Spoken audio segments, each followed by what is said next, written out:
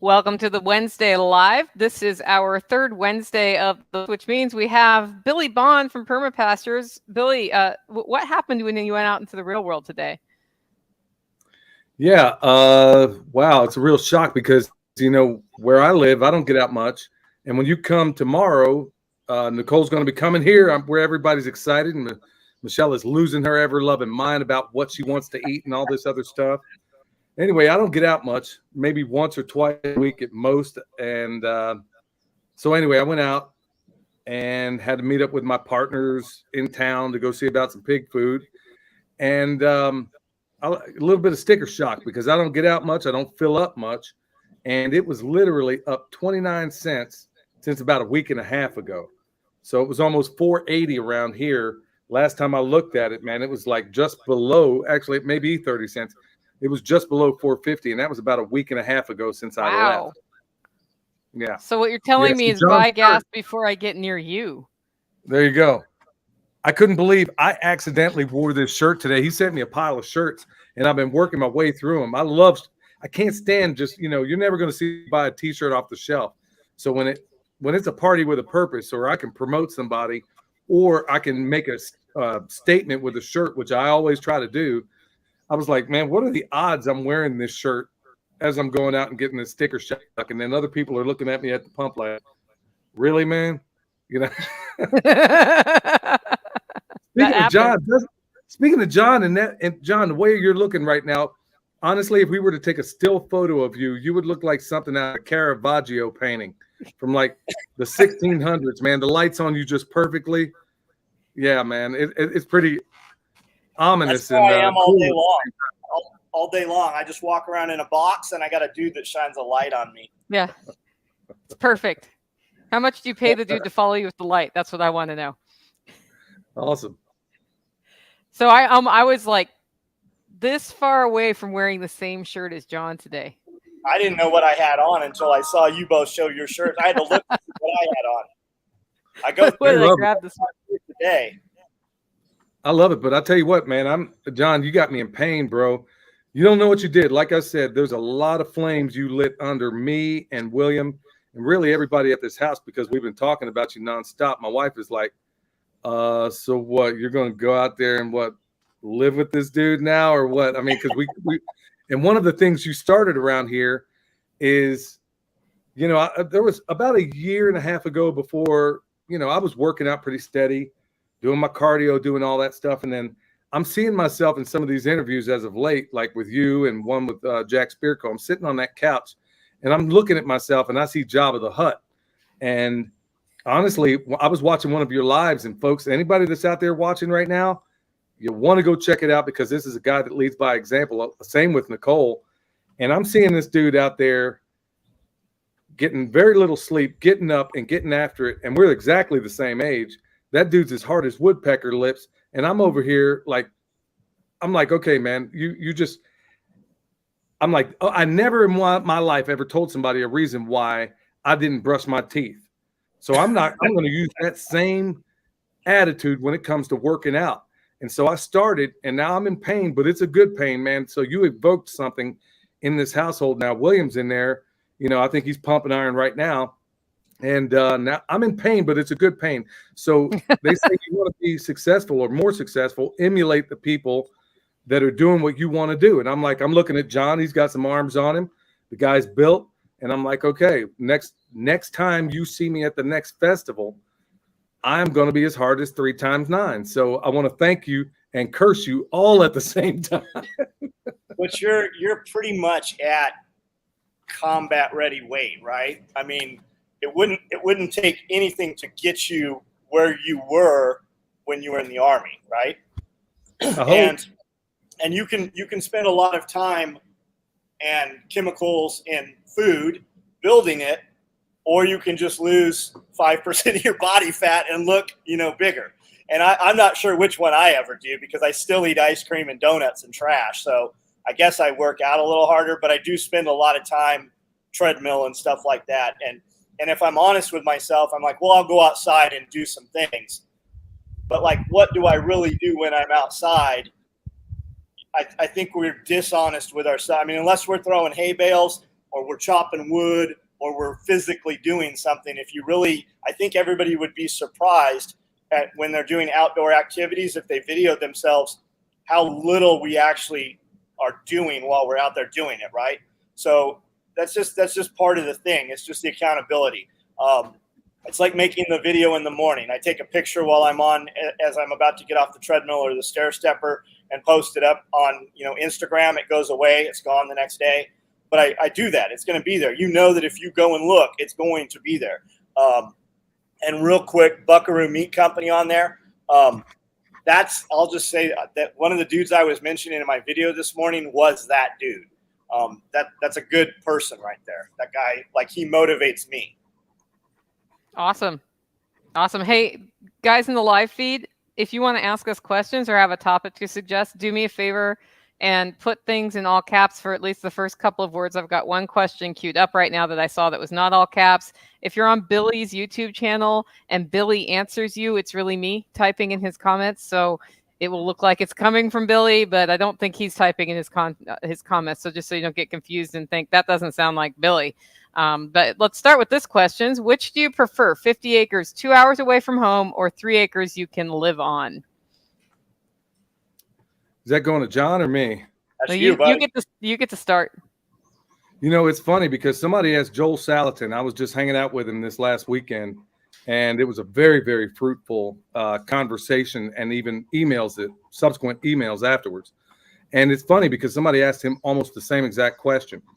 And I was sitting there. I knew what my answer was, but it was curious that he had almost exactly the same answer.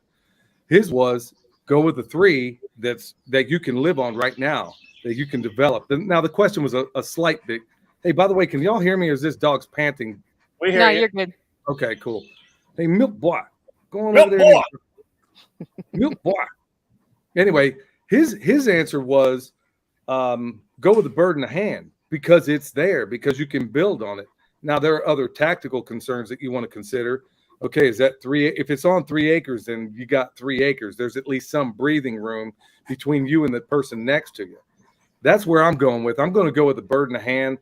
And the one that you got to get to, I mean, if you look at what's going on right now with the diesel exhaust fluid and now the diesel engine oil, which nobody's talking about right now, is another big thing.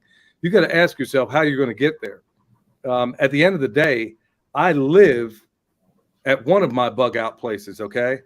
Now, not everybody's like me where they have multiple places. Most people have to go with what they have. And for me, it makes more sense to go ahead and put, maybe you have caches on your property. Maybe it's not on your property or somewhere else. I would develop the thing I'm on right now. That's how I'd go with it. What's your thought, John? I'd take the 50 and move there. I'd take the 50 and figure out how to live there. Okay. See, there's nuances to that question also, because I don't know the full extent. It depends on, does he have resources there? Is it just bare land? Is it, Right. if we knew more about that sort of thing, I may have a different answer. I'm just assuming it's just bare land and you don't even have water there. We just looked at 2 acres of property yesterday, and Cody's trying to buy some property, and we looked at this place. It's straight uphill. It's a cliff, and he's like, I'm like, look, we can doze it. We can do all these things, but that's money. And the property is already expensive to start with. And he's like, I'm going to put in a slab. I'm going to put in a building. I'm like, your 2 acres is shrinking really quickly. You know what this looks like on 10. And when we got the place, we're like, we'll never use this. And like, I wish we had 100, right? Yep. I would say this because I interpreted the question maybe a little bit different, and 2 hours away to get to the 50 acres as if they're not staying on it versus 3 acres you can get to. I do go with the bird in the hand on that one. Unless you've already got things in your immediate environment set up so that you are producing some of your own food there, you have a really good community around you that you can tap into to work together if things go wrong, because getting 2 hours away at the last minute, that could be, a 2-hour drive could be a 5-day walk, right? If I can't drive. And so that's how I was taking that question. Okay. I'm new Sorry, to y'all. citrus. The greatest Pyrenees is making all that noise. That's okay. Life happens. We're broadcasting in real life here. At some point, we're going to hear my friend Charles over here take a tire off or something. It's going to get loud, right? We're going to hear the lift go up. I'm at the Humble Mechanics garage, which is kind of a fun place to live stream from. Yeah, he's going to slide in and say hello. So he's working on a car over here. Razor JB, thanks for the $5. I don't know whose channel you sent that to, but thank you. Okay, question. I'm new to citrus trees. I'm in Texas, so they're in a high tunnel. I have lots here. What's the question? Is it how to raise citrus trees? Yeah, I'm a little troubled. I saw that question. I was like, I don't see a question in there. This is what happens when I don't pre-read the question. No, it's all good. Citrus trees in Texas. Okay, well, we lived in East Texas. In fact, I still have property there. Don't really know what to do with that question. I mean, there's some things we did there in terms of experiments, like growing moringa trees, which, by the way, if you are able, probably one of the most awesome trees on planet Earth, where every piece of it can be eaten, but in the right environment. Yeah. We did have a few that came up, and we tried to save seeds, but we're not there right now. But it is astonishing what you can do with those trees. Yeah. So I don't know what you're asking concerning citrus. Yeah, I have some moringa tree seeds myself. They will not overwinter, but you can plant the seeds and get something off of them, I guess. But I didn't play with them this year. Somebody gave them to me.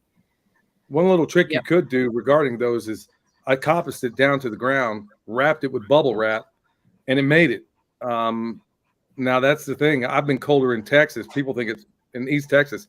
I've been colder there than I was in Alaska at 70 below sometimes. I mean, really.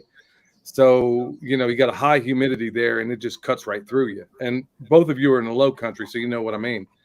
Yeah. When it's cold out, it's very cold. But honestly, it did work. We wrapped it with like 3 wraps of bubble wrap, and it held right up. So how do you ensure they are fruitful? No puns there at all, right?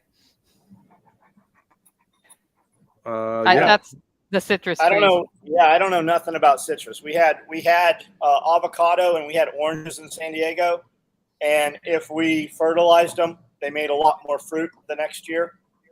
We didn't take care of them. If anything, we abused them. But it doesn't grow here. Like, you'll see people with banana trees here. You will see people with lemon trees. They don't ever have bananas and they don't ever have lemons. But like you said, you have them in a high tunnel. I don't know the situation or the temperatures there in Texas, but the only way for us to do it would be, inside. And we will put I do want a really large glass greenhouse. And I say it jokingly, but I'm serious at the same time. I want to sit and drink coffee that I grew off coffee beans. And I want my greenhouse big enough that I have parrots flying around in the greenhouse, and I want to grab bananas. And we will do that. It's just a question of, do we build the greenhouse or do we fence the next, mile of, like, fencing is ridiculous. I have more money in fencing than I have in property. And that's how it always is. That's how I feel about fencing. That's all we're doing right now is fencing. Kudzu, benefits or nuisance? So I follow a channel, and I need to know the name of this guy's channel. I'll try to find it. And he goes out and just tries to he took kudzu and boiled it because he heard you could eat it like potato. He made tea from it. And he usually has a pretty positive outlook on things. And his consensus was, you will die if you need to eat kudzu to survive. My understanding is years ago, kudzu was introduced here for erosion control. My understanding is, and I don't know why we don't do it. When you leave here and head towards Memphis, we have swaths of land that are a couple miles at a time along the interstate that are just choked out. They are dead all the time. It grows. It's a root. It'll be 10, 20 feet away from where you think the plant is. It's the tuber kind of. But goats will eat that. And I don't know why we don't use goats for that. It will come back, but it is kind of manageable, I think. If you're asking, should you put it on your property? Hell no. You should not let that stuff go. No, but I'm you right could there with offer you. a kudzu control operation with goats or maybe even sheep. Will sheep eat kudzu? I haven't I, tried them on that yet. If it's possibly if it's young, I saw another guy. Everybody was saying nothing will eat kudzu. I'm right there with you. There is varieties of goats that will eat it, but in addition to that, our version of it here in the mountains, we have a thing called Chinese silvergrass brought in by the government, no less, alongside the interstates. Well, what they found out, this stuff, just like kudzu, is highly invasive. Everybody around here, Chinese silvergrass is the scourge of where I live in the mountains. But here's how we deal with it, and here's how we've dealt with it, and to a certain extent have conquered it. First of all, you got to find out what that plant dislikes. Now, in the case of, let's say, Chinese silvergrass, it doesn't like being shaded. So if I have a place that has a lot of Chinese silvergrass, what we've done, and what you'll see when you come here, Nicole, I'll point it out to you, is that we had the pigs go in there and decimate the place, and they will do a fantastic job of it. Then we had Justin from Metcalf Mills come in, make a terrace out of it. Now, before anything has a chance to come back, we're going to do the same thing like we're going to do in that swale class at John's house. We overseed it with something that is fast and savvy and can almost outcompete it. And in fact, in our case, buckwheat and cowpea. So you wipe it out with the pigs, you form it the way you want to, then you put in something that will probably outcompete it. Or if you can't, like you said, have your goats, have your sheep, have anything that will eat that thing, hit it so much that it destroys the life cycle of it. So if you can't, find out, everybody around here is not growing. I mean, they're pulling their hair out because the government brought in that Chinese silvergrass. Well, we found out, okay, so if it hates shade, then guess what I'm going to do with that part of my property? I'm going to turn it into an orchard. I'm going to turn it into something so it will shade out that stuff where it may very well may be in the soil, but it cannot express itself if I don't give it the conditions it likes. So if kudzu or if Chinese silvergrass or anything loves open fields, which it does, guess what? You're going to be an orchard in there. I'm going to put something in there that will not let you express yourself. Or if I can't do that, I'm going to have an animal that loves it.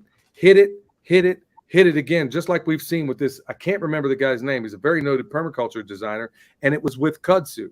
And I believe he had his pigs, I can't remember the variety of it, work that stuff over and over and over. So all he did was turn it into a pig paradise.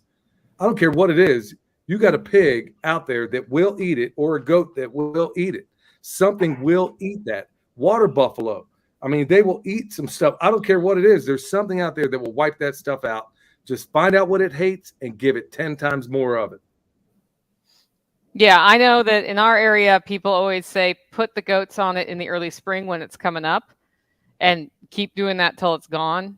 But I've never tried it because luckily we're dealing with poison ivy with sheep right now on my property, but not kudzu. We don't happen to have kudzu right now. So, okay. And then I put this comment up, but sheep will eat kudzu in Tallahassee, Florida. Had a sheep herder on the payroll a few years back. He grazed the animals on city property, which was overrun with this stuff. So that's good to know.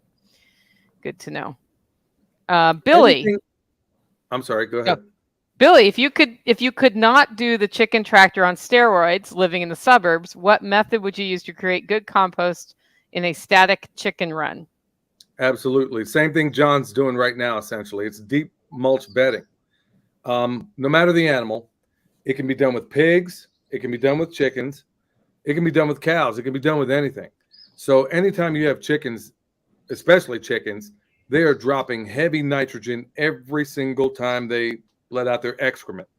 So all you have to do to combat it is compost in place. So if you're in a city lot and you have a small space, and let's say it's a chicken run with sides that have chicken wire, whatever the case may be, you can have that stuff go, and there's really no wrong way of doing it. So what you do, you have your chickens out there. The second you smell ammonia, you know that you got too much poop out there. So throw carbon in there. Now, my favorite source of carbon in an environment like that is always going to be wood chips, wood shavings. It doesn't matter. The high nitrogen in that chicken poop will break it down. So essentially what you're doing is composting in place. Look, in a nutshell, a lot of people ask these questions. If you're not building soil, you're destroying soil. If you're not building compost, you're destroying soil. So what you're doing is taking what could be a very nasty, static environment, and you are making it a highly productive environment by doing deep bedding in a place like that. Doesn't matter if it's pigs, doesn't matter if it's chickens. It can be done, and it can be done in a very small footprint. In fact, you can do it. It's essentially the de facto chicken tractor on steroids in a small environment. That's exactly how you do it. So let's say it's 6 months. Guess what? You take the top portion of that away, move it off to the side, dig it out, and you're going to have some of the richest compost you've ever seen in your life. Simple and awesome. Great answer. I've got nothing to add because I'm not a chicken tractor on steroids person. Yet. That's all right. We basically do what Billy just said to do. We use 10 by 10 dog kennels, and our birds coop up in that at night, so they poop all down there at night. In the winter, I bring new chicks up when it's snow on the ground, right? So I've got little birds come out of a brooder. We keep them super heavy in a 10 by 10 through the winter. As soon as spring hits, we let them out. So there's a very heavy manure load. Anytime there's a smell, I just add a bale of pine shavings, or I add wood mulch, depending if I have, shredded wood mulch at the time. And then when we let them out, we use a hay fork, and we just fork that stuff out into a compost bin, and it just sits there and breaks down. The same bin we also add a ton of rabbit manure into. So, and that compost bin you saw, Billy, I think it's 10 by 10 and probably 4 feet tall. That thing in the about probably middle of winter, that thing was stacked tall. It was 4 feet tall, and it has broken down now to probably 24 inches. So we top dress, and we use that stuff, and it works. If you're trying to build soil, also get you a couple rabbits, man. If you have some rabbits, you can take that rabbit poop, and just Nicole's been doing it. She's just she puts it in her pocket, right? She's got her little pocket, right here in my pocket. And she takes that rabbit poop, and she's like, sprinkle, sprinkle. Anytime she sees a plant that needs some, and she just puts it out there. Yeah, rabbit poop's great because you don't have to do anything to reduce how hot it is before you put it on your plants. And I've been doing the wonderful job of grabbing it with my hand and throwing it out there. You can see that on my Garden 30 live streams. It's a good time. I handle all this shit, right? Yeah. Okay, suggestions for ducks in a run. Deep bedding, or since they don't scratch, not a benefit? Yeah, I would say you have to go deep bedding. If ducks are in a run, you're concentrating even more poop than chicken makes in a small area, and then you're adding water because they need to have access to water that they will splash everywhere. So you're going to be carboning the crap out of their crap, basically. And they're constantly smacking, tamping. Yeah. You're going to find that you literally have concrete. Yeah. They used to, a couple hundred years ago, Tudor times, they would weave walls together with, saplings, and they would literally take pig shit and spackle the walls with pig shit. And that's what you're going to find that those ducks do that. You need to be able to rotate those ducks, Jody. And if you got a bunch of ducks and they hit your pond, that beautiful, pretty pond, they will wreck that pond. They will eat all your edible pond plants too. Yeah. Yeah. Well, ducks will eat pretty much anything you eat in the garden. We had some real nasty ducks back in Texas at our pond. They'd come out there and they would lay their eggs right on the edge of the pond. So you wanted their eggs, you had to go in the pond to get it. It was like they would lay it on the top and it would roll down in there. So I got video of Michelle actually, pictures of her, pulling up her pants and going out there getting these duck eggs out of there. I mean, ducks are wonderful in so many different ways. But at the end of the day, I mean, are they great for landscape? Sure. But like John said, you better have your management more on point. I prefer chickens more because I want the scratching effect also. I want them to be able, for chickens, it all depends on the application in which you're doing it. There's another application where they use ducks within. This is really cool. Like some of that wine that doesn't have the nitrates and nitrites or anything in it, that's how they manage. They're very, very cool the way they do it. They have an army of ducks they let out every single day into the vineyards. And ducks, being what they are, they go out there, they handle their business, they bring them back in at night. They collect the eggs. So it's pretty cool that they stack the operation of not only having a vineyard that doesn't need to be sprayed, the ducks keep all the bugs in check, but also at the end of the day, the ducks are being fed, eating the things that are going to be wanting to affect those grapes. So they have their applications. You just need to, it seems like so many people these days are getting ducks because ducks, unlike any other fowl, they're cute the day they are born. They are cute as can be, and they're also cute when they grow up. And so people are putting ducks into their farms and in their landscapes, and they don't realize that ducks are extremely destructive if you're not careful. So, it's a double-edged sword with those ducks. That's what I was going to say. Like, know why you're getting these animals, Jody. Like, I would tell you get rid of the ducks. I've got expensive pets here. I have a whole bunch of ducks that made 40 more ducks, and I've got 3 ducks right now sitting on big nests. So we're probably about to have 30 or 40 more ducks. And every time I walk out there every day, I'm like, man, I got to get rid of these ducks. And they're beautiful. They're super, super pretty ducks, but they're not staying in the pen where all the parents stay. These ducks grew up out on grass, and they are everywhere. I've got more ducks out here than I have chickens in some places right now. Wow. I love my ducks. It was cute seeing those ducks running around. There was one little kid trying to chase him when we were at that last festival, but there's nothing as cute as a duck. And that's a double-edged sword, is that if you're not careful with some of these animals on a homestead, if you can't do this, and this is very important, if you want a legit farm, you have got to be dispassionate about some of these animals. You're going to have to put some in the freezer. Some ain't going to work out. So if you're not careful, I mean, if you go into it knowing full well, hey, these are pets that I'm using as a use out here, like Michelle does with her sheep right now, these aren't ones that we're going to put in the freezer. They handle a lot of the maintenance that goes on around here. But we do that with that understanding. So if you're not careful, you're going to wind up having a petting zoo. If you're wanting to be productive, then you got to do a lot of this dispassionately. That's true. And my property is very steep with a pond and a creek. Ducks work on my property probably better than most properties because there aren't a lot of flat places where they can do the duck dance and make the concrete. But I also have 3 acres and 20 ducks. So it's not overpopulated either. Here's a question. If you could have only one type of animal on your homestead, what would you choose? I'm going to add, and why? Chicken.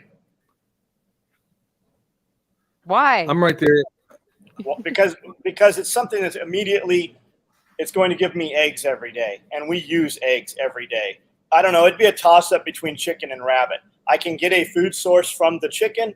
The chicken will manure, and I can corral it where I want it to be. It will eat food off of the ground whenever there's a bug load or anything like that. But the chicken is, I can get food every day from chickens without having to kill them and then store them in a freezer. Hey, Ashley. Ashley Strand Venture. Wonderful, wonderful people. Friends of mine, and it's been a joy to get to know them as well. So I'm going to echo exactly what John said. In fact, I'm going to bring into it what Joel Salatin once said, and I agree with him. And that is, even if I didn't get eggs out of chickens, I would still keep them for all the reasons John cited, but also bug control. If you have them running behind your ruminants, that's where chickens are really awesome, is that they're going to tear across those cow patties or whatever else you have out there. They're going to bust up the pest cycle to the other animals that may be on your homestead. Not only do you get the incredible edible egg, you get so much more out of them in terms of compost building. Chicken tractor on steroids. There's nobody on earth that has tested that more than us. You can get a lot more chicks easily. You can feed them easily. There are so many different advantages. If you can't have but one animal on the homestead, there is nothing that's going to provide you meat, eggs, compost better than a chicken. I'm right there with you. I agree wholeheartedly. I would say on my homestead, my answer is back to ducks, because chickens, so it's hard to fence, and chickens have to be fenced out of places. And the ducks, oddly enough, as much as we talked about destruction of ducks, the ducks mess up way less on my homestead than the chickens. But I really want the bug control. So the ducks eat bugs. They eat ticks. as well as chickens. And that's the only thing that puts me over the line towards poultry and away from sheep, which are my new favorite animal, right? Part of that's because they're new and we've only had them about a month. But sheep clear all the grass. Mowing is about to not be a thing at my place. Awesome. I hate mowing, unlike John Willis, who will go out and mow for fun. I want it to look even. I want it to be even. But man, I mean, that's the thing. I'm trading off ticks for mowing. Those are the two things we've pitted against each other by saying one animal. I see. Better to have two. I see so many people say quail, and I give my kid a hard time, and Lance too. Lance, they have these quail, and they're like, look at these eggs. I'm like, hey, maybe you're not aware of this. They've got this other thing, and it's called a chicken, right? And it makes an egg 5 times bigger. And they're like, but they're quiet. I'm like, okay, and right? Okay, I lived in San Diego and had chickens and rabbits, right? And I like to say that keeping quail is like having a pen pal girlfriend that's in prison that you've never met. And that's you're having this relationship with this thing that you never get anything with, and you have to, accept the phone call and put money on the books and write the letters, and you're never going to see her because she's doing life in prison. That's how I look at quail. And I know pound for pound feed conversion. I know all about it. I've got 40 quail right now in an incubator, but I don't get how enamored people, like when I go to the grocery store and I wasn't ever buying like Cornish hens, right? I'm buying chickens. I'm right there with you. I don't understand the fascination, but then there seems to be these fads here and there, and I wonder if quail's one of them when it comes to animals. For a while there, in the pig realm, everybody was going on about the Idaho pasture pig. And right from the very beginning, I was like, hold on a minute, I smell a rat. This thing ain't going to be what everybody says it is. Or the mangalitsa's or guinea hogs. Now, they do have their purposes, but you'll see these fads that roll out there, and I wonder if that ain't part of it. Now, when people got in and got mangalitsa's, they find out, or a guinea hog, they find out, oh my goodness, I got to feed this thing for 18 months. And then you find out the hard way that, oh my goodness, I would have been better off going to Whole Foods, buying it individual cuts by the time you take that thing to market. And I'm the same way with the quail. And there's a number of other things out there too. It's the same thing where everybody gets, not everybody, but there's like this homesteading fad about a certain animal instead of doing the one that is tried and true. I'm right there with you. I see those little quail eggs and I'm thinking, okay, yeah, that's cute and everything, but I got to eat about 45 of these to even make a breakfast out of it. And you ever try to crack a quail egg? You got to have a tool for that. There is a tool for that. They make a machine. Yeah, I'm too impatient. I get it, Josh. Josh Center says, he does it to help develop, homesteaders with, housing regulations and stuff. And I understand that. Yeah. I get it. The person I know who's getting the most mileage out of his quail is using them as part of a system he has set up in a suburban home. And so it's 100% under the radar. He does it to help clean his bird cages because stuff falls and flies get in there, and then the quail eat the fly larvae and the flies, and it works for him. And I think that's the thing about that question, which animal will work or will not. Well, it depends on a couple of things. Where do you live? How do you live? What do you like to do? Like, it's not just the product of your environment, but you have to have your personal preference in there too. Yeah. Hey, everybody coming in, hit that thumbs up. All right. Turkey with a wound on the leg. I've separated it from the others, cleaning it using silver ointment, comfrey, covering with large Band-Aid because it keeps pecking at it. Anything else I should do? Sounds like you got it on point. I mean, I don't know that I would do anything else. I mean, around here, when we have an injury, whether it's a chicken or otherwise, we apply Mark's. Yeah, there you go. I'm not going to baby anything. We use Mark Shepard's stun method. Now he applies that to mostly trees, and it stands for strategic. Well, it used to stand for sheer total utter neglect. Now he's changed it to strategic total utter neglect, which I think is a better spin on that acronym. And I'm not saying you neglect your animals that are sick, but honestly, if it requires too much doctoring, in the oven you're going to go. I'm sorry, man. Like I said, you got to be dispassionate about a lot of these things. So that big aluminum chicken tractor we have out front, you have to go in it, move the feed trough forward so the birds run forward, and then you can move it. You can put the wheels down and move it very finite, but I just heave it. I just drag that thing. And I rolled over a really pretty barred rock the other day, and he's up moving around, but I see the foot's dangling, right? The foot's dangling. No. I'm like, I'm going to have to pop him. I'm just going to pop his head off. But he was eating, and he was running around, and I went to grab him, and he didn't want to be grabbed. So I'm like, okay, I'll come back. We'll see how you are. That was 2 weeks ago, week or 2 weeks ago. That bird's in there running around. The foot's dangling around. He's hopping on one foot. He's still holding size. He's still eating. I don't think he knows his foot's broken. I don't know. I mean, you see three-legged dogs and cats, and I don't think people are taking them all to the veterinarian. I think nature will – that thing, you will know that it's dying and will pop its head off, or it'll just survive, and that'll be a story that we tell for the next 2 years. Yeah, usually when I have a bird that's injured like that, John, they don't keep weight, and that's why they end up. It's like, well, I'm feeding you as much as everybody else, and you're you're dinky. And we just pop their heads off and give them to the velociraptors. I mean, but we're making so much meat right now. I just went to a buddy of mine has a butcher shop, and he brought me 2 huge boxes of meat and bone and stuff. And I went to put it in this chest freezer outside, this big commercial slide top lid. And it went out about a year ago, and Tad fixed it.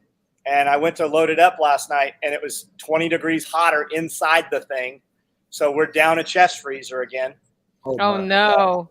But we have so much meat that it doesn't even matter right now. That would make me sad if one of my It's funny you mentioned that, John. We've had a lot of issues as of late. I'm sorry, Nicole. I didn't mean to step on you. That's okay. You go. With freezers? What have you had issues with? Oh, he's having an internet issue, I think. Yeah, I think your signal was with issue with freezers. I am. It looks. Should be showing all bars. That should be good. No, it's funny because every single thing out there, they have this phenomenon. I've been a journeyman electrician, mostly industrial work for years and years, and for years we all know that they have this phenomenon called planned obsolescence. They engineer these things to break down at a serious time. Now, it sure is funny that the homesteading pastor the other day hit me up about this microwave they just got 6 months ago, just crapped out. I got a washer, brand new, crapped out. But how is it the washer and dryer that I had, I don't know, my mom had for 20 years operated perfectly, no problems. You may have to change the element or whatever, but it's not just that. It's these hand tools. I remember I did a video a while back on planned obsolescence, and I can't stand spending money and getting screwed. I talked about in the last video I put out about this hose, kinkless hose, never gets kinks, never kink hose. Watch me. I'm sorry. I was like, watch me kink that hose. I was watching your video. I watched the video and went outside, and I'm like, I'm getting rid of this hose. It kinks all the time. Never kink hose. I made a joke saying this only thing kinkier than that hose was Bill Clinton. And the fact is, honestly, they plan this stuff this way. So when this stuff is breaking down, I'll spend 5 times the money if it means I'm getting something that, and I really don't have a problem doing it. It's sad that I got to do it, but I will avoid buying anything off the shelf these days if I possibly can. That's why I'm hoping there's some old boy in a garage somewhere making hoses that I don't have to give my money to these big box stores, whether it's a hose, washer, dryer, you name it. Every single one of these appliances is crapping out. I went fishing up in Alaska, John, came back, had, 200 pounds of salmon, ocean caught salmon that I caught, along with about 40 pounds of halibut. Come home, put it in the freezer. I'm as happy as can be because there is no fish on this earth I like to eat more than salmon. Now, this was pre-Fukushima, which, by the way, there ain't no salmon up there now, but nobody in the news is talking about it. People don't know that. They don't. Yeah, they don't know all the tide pools are dead in California and everything. They don't know. That's right. That's right. I come back, and I was up there. I was so happy. I put all this salmon in there, And then lo and behold, this brand new freezer I had actually quits on me. No alarm, no nothing. Almost 300 pounds of salmon and halibut gone, man. Oh. I cried. I cried. And at that time, ocean caught coho and Chinook salmon was going for like $15 a pound. And that was back then. So it's only gotten worse. It's only gotten worse. And by the way, John, yeah, I'm surprised. I'm not surprised. Actually, let me take that back. You can't even go salmon and halibut fishing at the Queen Charlotte Islands like I used to up in Canada. Can't do it no more. Everything's there. Everything there in that side of the ocean is dead, but nobody's talking about it. Yeah, if this is the first you've heard this, just type Fukushima into YouTube, guys, and just watch a few random videos. It's very interesting as well. We went through 3 of the big dual door Samsung freezer fridges, and finally we had one go out about a month before warranty, and Lowe's said, "Hey, we're going to send a guy." And the next day they're like, "Hey, there is no guy. We're just going to give you it." Then they gave me a check for $3,500. They paid me every dime back off of it. And we went and bought commercial 3-door True, which are the same things that are in Walmart and in the Dollar General stores. And we have those all around now. We just had Sunday, the new Samsung washer and dryer was squealing. Amanda's like, "Hey, do you hear that?" And I go, and we're looking at it, and I go, "Turn it off. It's going to catch on fire. A bearing's out or something." So Cody types it into YouTube Monday morning, and there's a million videos. Apparently this happens all the time. And it is so frequent that you can buy an entire rebuild kit off Amazon, and it'll be here. It's probably out there waiting right now. All these pulleys, belts, bearings, all this shit. We bought 2 of them because you know it's going to fail again. Yeah, I have a 1984 era washer with top load with the agitating thing that beats up your clothes. And I went to that from a modern Samsung front loader with steam cycle washer because it didn't get my clothes clean. Right. The water saving stuff with hard water does not work. And I was like, one of my tenants moved out, left this old washer behind, and I was like, this is brilliant. It gets my clothes clean. It uses water. I did a couple loads to like clear all the weird soap out, and it was great. What we started doing, and I started doing it right after that fish incident, and I learned this from it was some old timer. Here's what he told me. He said, go to a secondhand place where they sell these refrigerators, freezers, whatever. He says 9 times out of 10, the compressor is the thing that goes out.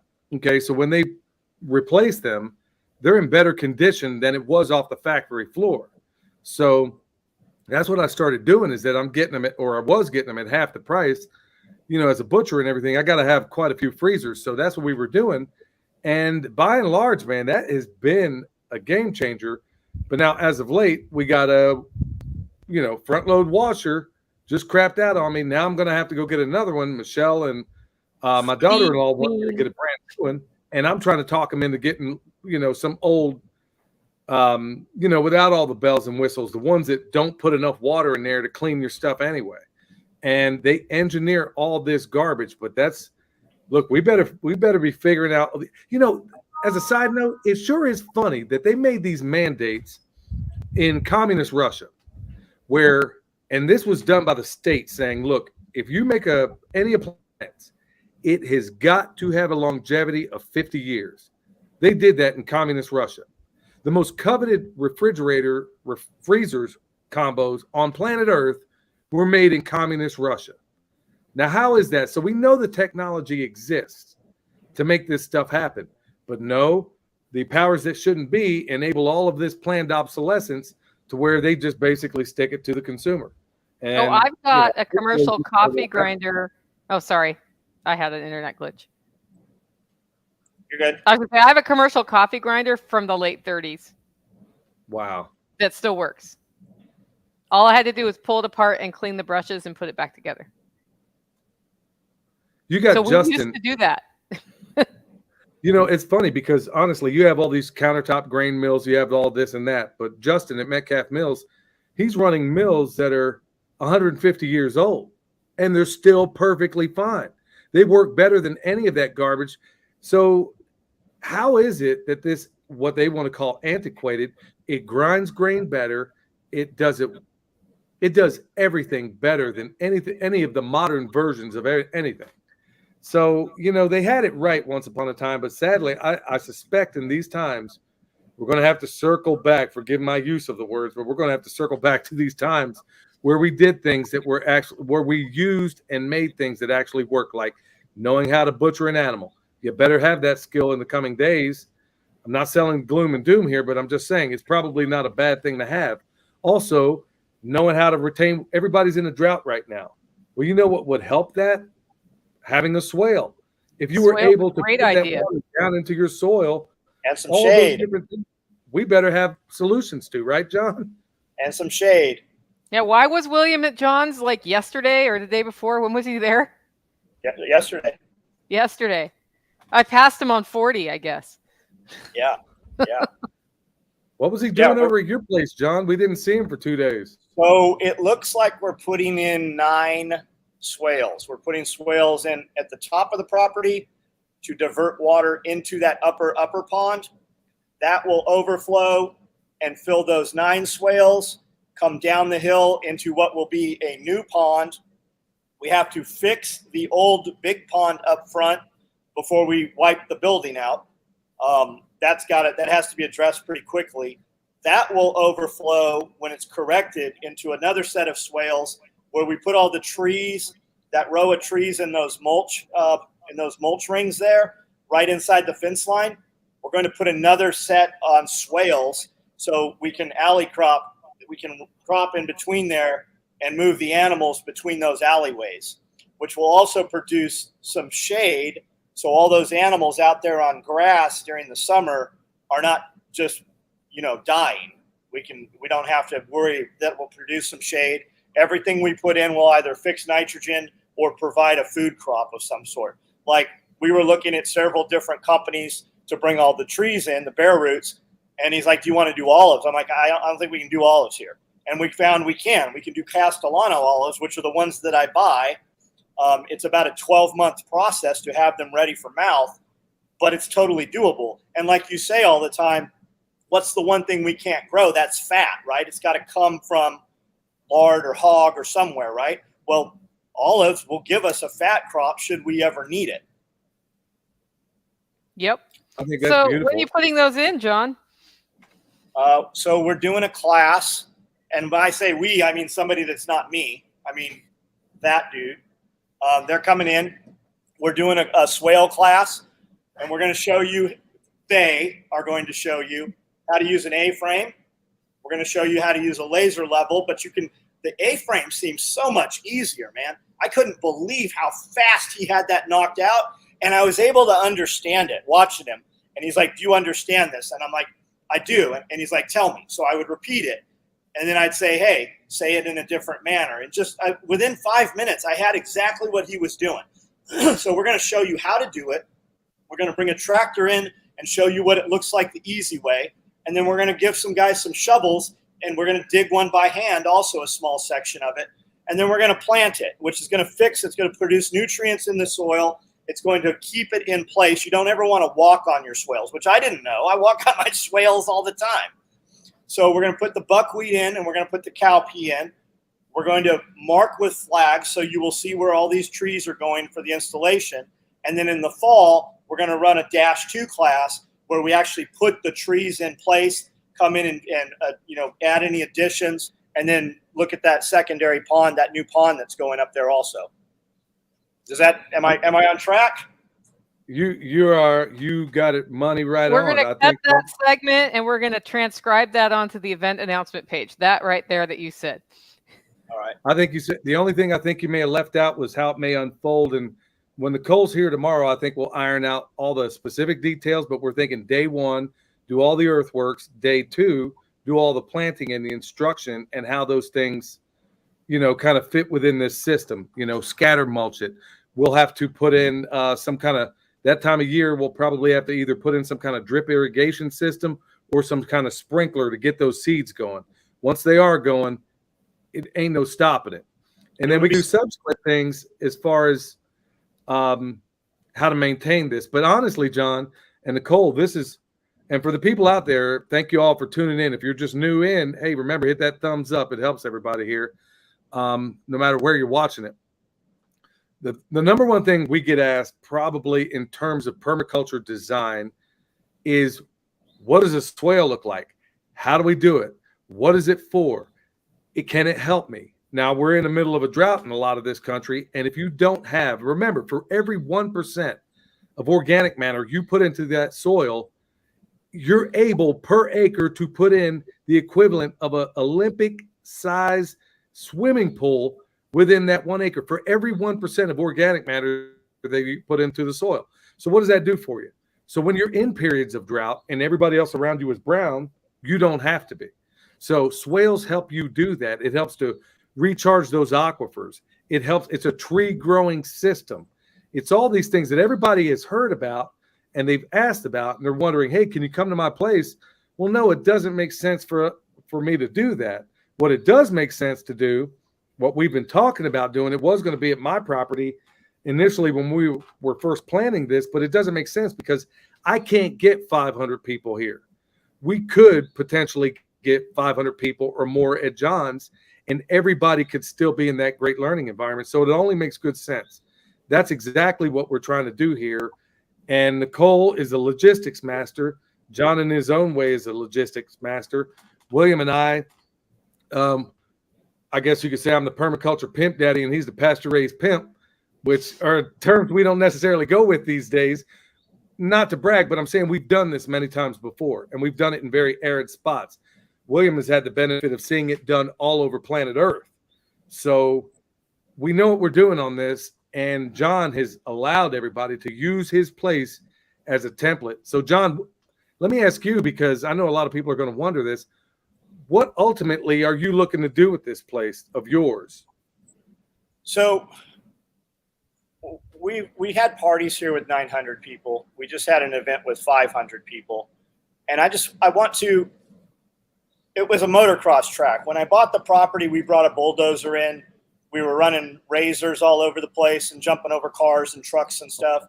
And since then, I've just got all this area back here, and it's fenced off. And the plan is always we're going to put sheep back there. And then I started seeing your stuff with the sheep tractor. I'm waiting for your wife to weld me up a sheep tractor, or you could just bring me that real nice red one, and then we'll be good. So I don't need to let them go, right? Because then I'm like, well, maybe I'm listening to all these guys. I'm listening to you and Deep South and Judy, and I want to build grass. So when you mow you look like you have a lot of grass until you cut your grass, and you're like, wow, there's no grass here. So how do you make that real grass? And you have to run animals. So MOB, right? MOB grazing, that stands for mobilization grazing, I believe. Is that what that stands for? So we're going to put them where we want them, run chickens behind them. And I want something that's self-maintaining in the back. We've got some trees back there if we ever need firewood. We maintain them a little bit. We are somewhat in a drought. Our front is just dusty. I could take dirt and grind it up in my hands and it would blow away. But when you get in the wood line, all of a sudden there's soil and there's moisture. You can wring it out, right? So it's a good place for it. We got 10,000 foot of roof catchment, which we're diverting right into the pond.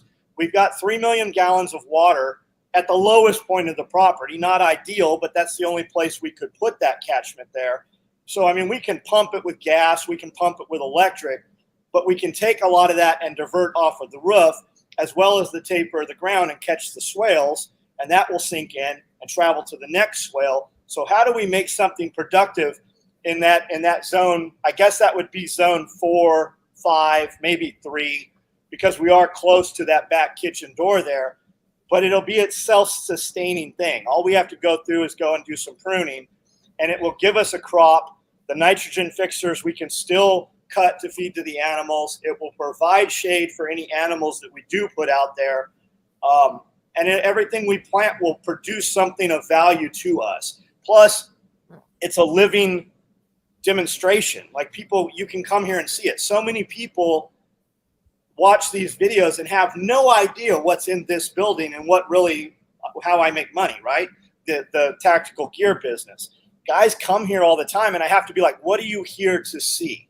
Oh, we want to see the aquaponics. Oh, we're here to buy holsters.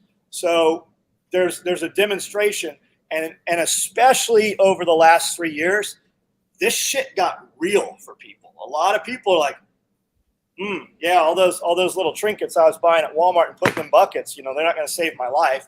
Maybe I should go a little rural. Maybe I should get out of where they're burning people's stuff down. And I just feel like people ask me advice. I feel like I should have proof. If I am giving them an answer, they should be able to come here and see the answer. And you should be able to hold me accountable at any time. Like this campus, it's open from 7 in the morning. It's basically 9 to 5 is what we tell guys, but the gates open at 7 and they close, usually at 10. You can roll in here and go, hey, can I see your thing? And we'll go talk about whatever it is you want to talk about. The first few events we did, I'd get in bed at 11 o'clock and Amanda's like, you look destroyed. I go, I am tired. She goes, yeah, you spent all day running around with groups of like 20 people just doing the tours. And I love it. I love it that they have the excitement. And it's just always been something I've been into. I saw Red Dawn in the movie theater when it first came out as a child. And that's when I became the survivalist, right? And then Nostradamus, oh my God, the world's going to end. And then Y2K, and imagine our surprise when nothing happened.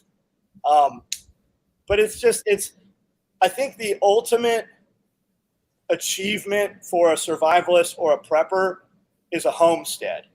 And I like to say, we call it prepping, but Grandma called it Tuesday. Like, why are we just now hearing tree hay when they used tree hay, a ton of it and silage 100 years ago? Why have we lost that? Well, it's on purpose. They don't want you to be able to take care of yourself, push everybody to the coast. It's all by design. But like Nicole likes to reel me back in all the time and be like, you're not wrong, but what's the solution, right? So, but why? But why? What's the answer? My line. So I've really tried to, I will have the conspiracy fact conversations now, really. But I also want to, at the end, go, okay, now that we've had this, when we get off of this live, I do a live video every single night, and we have these conversations. But I don't want you to go and seek out more doom and gloom. I want you to think of a solution, because if you have your stuff, even remotely, if you've just scratched the surface of food production, 95% of your problems go away. Like, we didn't have riots. We didn't have stuff burnt down. If chicken feed just doubled in price this last year, but I can go and pull corn out of giant silos where my friends grow it. My friend has 550 head of mama cows. We don't have a meat problem. I have a freezer problem, and I've got 3 of them, right? We're putting in walk-in coolers. So I grow a ton of stuff. I don't eat any potatoes. I've got 120 pots of potatoes out here. We're just kind of testing it, that you always hear it's easy to grow. So we'll feed it to animals. We'll give it away to people that want it. I give away 120 eggs every couple days. Every employee here hasn't bought eggs in the last 5 years. So I don't know if I even answered your question, but that's what we're doing. It was a good answer, though, whether or not it answered the question. Well, let me say it another way, maybe, is that ultimately what you told me before in that interview was there should be evidence of success. Yes. And I fully agree with you. And I know both of you agree with that. And at the end of the day, when these people come back around, you're wanting them to see improvement from the last time they've been there. Okay. And I think that's fantastic. But ultimately, that's part of why William was there. What William will do, he's going to go out there, he's going to design this up. And everything from the swales we put in here before too long, to the ponds, to the animals, to the trees, will all be integrated. Nothing will live in isolation. Everything will in some way or another interact with everything else. And that's exactly what John's wanting to do. And what I'm thinking is beautiful at your place especially is really, can anybody tell me out there where there's a demonstration site in the United States of Amnesia that you can actually access and is open? there are places in the country where you can see some of this stuff, but there's not a place like yours where it is a place of habitation. It's also a place of a, commercial operation that you have there, very successful at the same time, but also where you have every aspect, every conceivable portion of permaculture all stacked in the one. So whether you're the person who comes there, who lives in let's say you live in a suburban lot, there's nothing, they can go at your place, look around and say, okay, I can take that and use it at my place. I can take that and use it at my place. Or you're a person that lives on acreage where, oh my goodness, look how he has these swales here. You know what? I could take that and take it home. The number one complaint that everybody has out there is that there are very few demonstration sites. And it's not like you're just going to roll up the Deep South Homestead and walk in there and see all 7 layers of a forest. You're not just going to walk into that place, and you're not going to just walk into John's either. But it is a place where it's very accessible, and you could actually get a lot of butts on the ground to learn how to do this. So everybody that's been blowing up the phone about, and the email and everything else about, hey, where do I go can I come to your place and see a swale? Well, guess what? I live in the mountains. Swales don't make a whole lot of sense where I live. They do in some places, but generally no.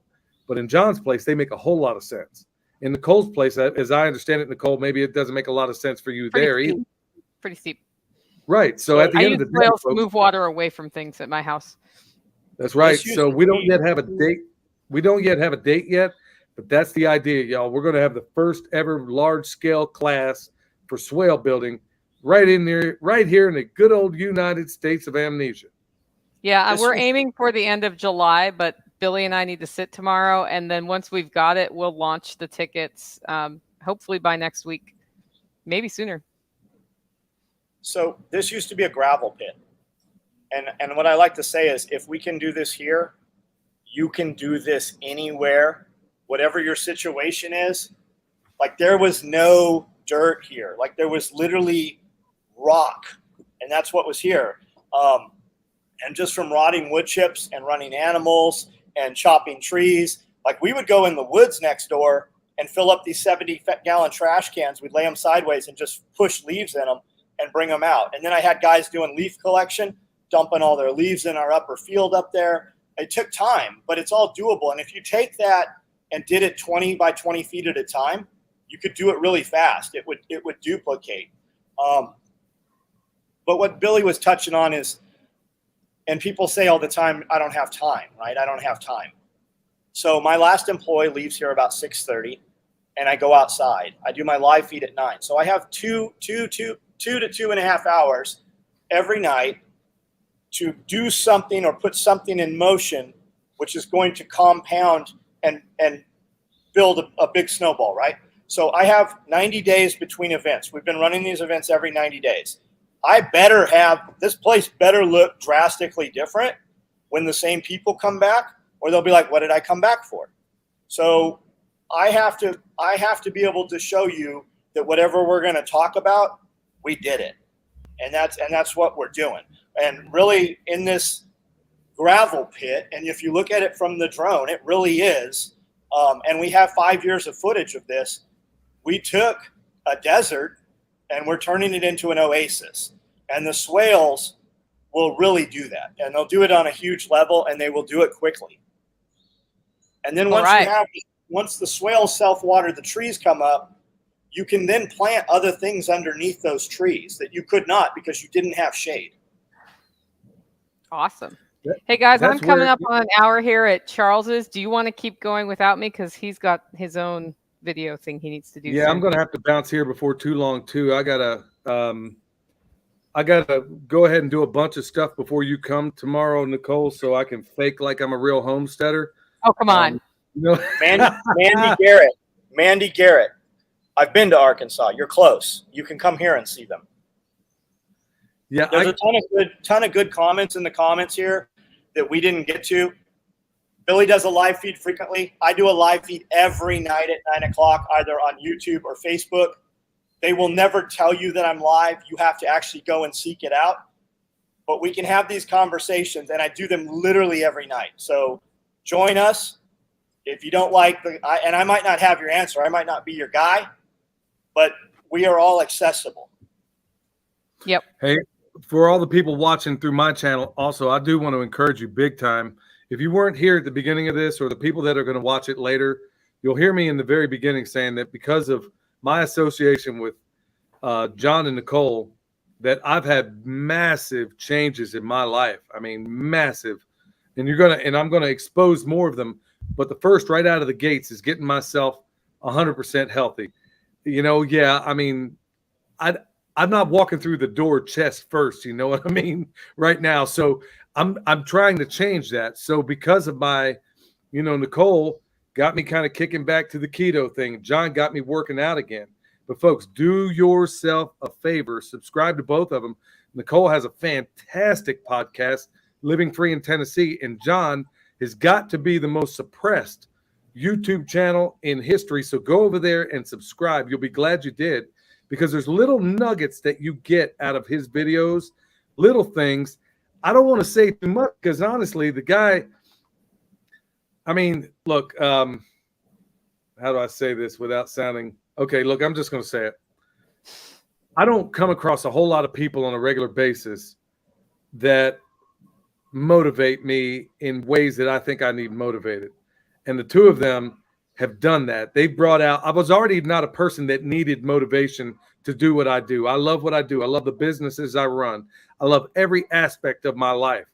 But I didn't realize that there was a way to actually put in more and make it even more fulfilling.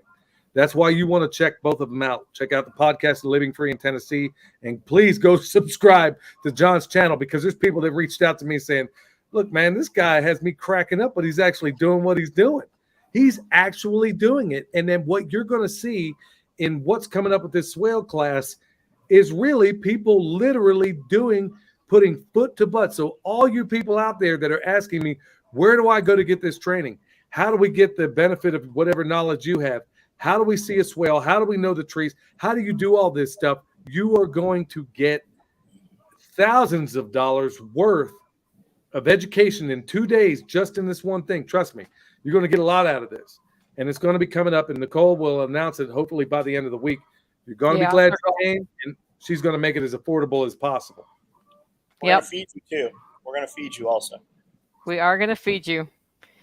So we would be remiss not encouraging people on our YouTube channels, John and Nicole's YouTube channels, to, if you have not subscribed to Perma Pastures Farm, that is Billy's channel. And he does a lot of really practical demonstrations of how to raise livestock, permaculture practices. He's talking about things on his land all the time. He's also got a great philosophical approach to life. Great at talking about freedom and why it's important and why you need to defend that in your life. And it's something that I've started playing, as I'm working on projects. I'll listen to some videos at Perma Pastures Farm. So definitely get over there and like that and follow him as well. And we're going to keep having these live streams every month, third Wednesday, unless something comes up in our way. I'm really excited about that swale class, though. I started putting it together, started talking to people about catering. It's going to be a fun one. On my end, John, they're asking how the best ways to contact you in terms of your social media. So I'm special operations equipment on YouTube. I have 3,000 videos. We put 5 videos up every day. I'm on Instagram. I put a little different content there. I'm also on Facebook. Because of Billy, I got on Truth Social last night, and I think I've already got 100 followers now on Truth Social. I'm on MeWe, Float, Locals, and Gitter. And we put content, like if you don't see my content, they don't want you to see it. Believe me. I have full-time people here that do content. Like we build half of if you really push me about what I do at work, I do content. That's what we do. We have a whole series, a satire series that's funny, Panic Prepper. We have some gear reviews. We do a day in the life on the compound video, and we've got hundreds of those up at this point. So YouTube, Special Operations Equipment. Just follow us there. If you want to have dialogue with me, Facebook and Instagram are the best. Awesome. Well, thanks everybody for joining the live stream, and we will talk to you next week.